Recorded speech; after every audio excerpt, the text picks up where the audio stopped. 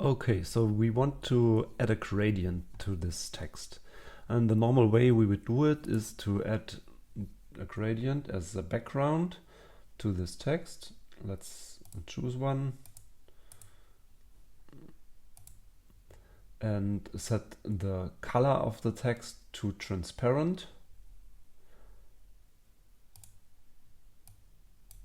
And add a custom CSS property background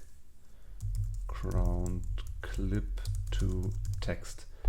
And it's not working in WeWeb because all the CSS classes and the custom CSS that you write here and the classes that are applied here are added to a wrapper element of the text element, not the text element itself. So this isn't working. Actually, this is the way to do it in CSS, and that's the way, and that's what we are going to do now, but in a different way. So we reset all the settings, and now we add a class.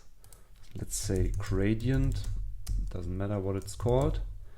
Let's say it is gradient, and this class is actually added to the element itself, not to a wrapper.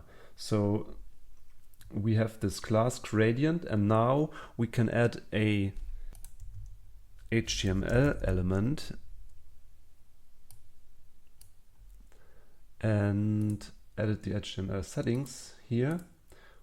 Let's make it bigger and add a style tag. And now we can address the class we just created on the element. So we add a class gradient and now add a gradient to it. So let's say this is our gradient. Background image is linear gradient. Then we add the background clip and set it to text.